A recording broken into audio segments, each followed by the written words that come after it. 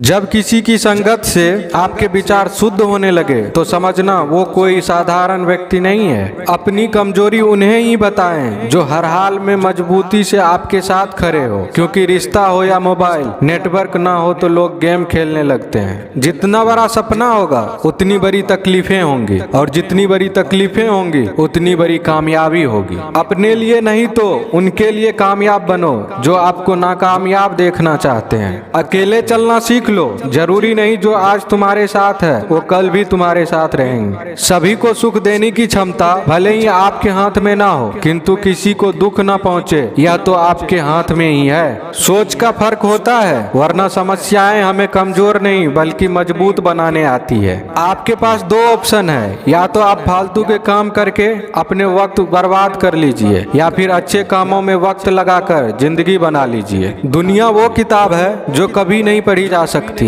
लेकिन जमाना वो उस्ताद है जो सब कुछ सिखा देता है। अपना और पराया क्या है? मुझे तो बस यही पता है, जो भावनाओं को समझे वो अपना, जो भावना से परे हो वो पराया, जो दूर रहकर भी पास हो अपना, और जो पास रहकर भी दूर हो वो पराया। मुझे कहाँ मालूम था कि सुख और उम्र की आपस में बनती नहीं। कड़ी मेहनत के बाद सुख को घर ले आया तो उम्र नाराज होकर चली गई। परमात्मा कभी किसी का भाग्य नहीं लिखता। जीवन के हर कदम पर हमारी सोच, हमारा व्यवहार और हमारा कर्म ही हमारा भाग्य लिखते हैं। किसी दिन जब आपके सामने कोई समस्या ना आए तो समझ जाइए कि आप गलत मार्ग पर चल रहे हैं। कभी पीठ पीछे आपकी बात चले तो घबराना मत, क्योंकि बात उन्हीं की होती है जिनमें कोई बात होती है।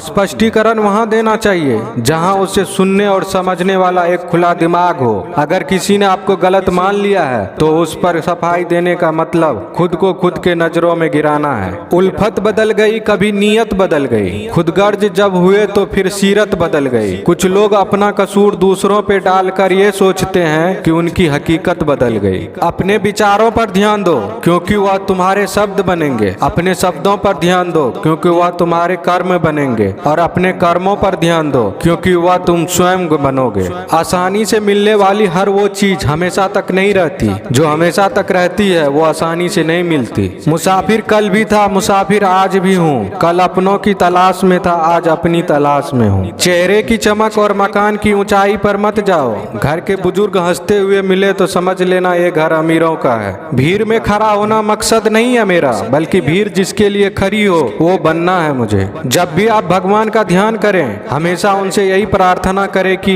हे प्रभु, मैं आपकी उंगली पकड़ना भूल जाऊं तो आप मेरा हाथ पकड़ना मत भूलना। अगर मैं आपको कहीं साथ चलने के लिए बोलना भूल जाऊं तो आप स्वयं मेरे साथ चलना मत भूलना। हंसते हुए चेहरे का अर्थ ये नहीं कि इसके जीवन में दुखों की गैर हाजिरी है, बल्कि इसके अंदर परिस्थितियों को संभालने की क्षमता है।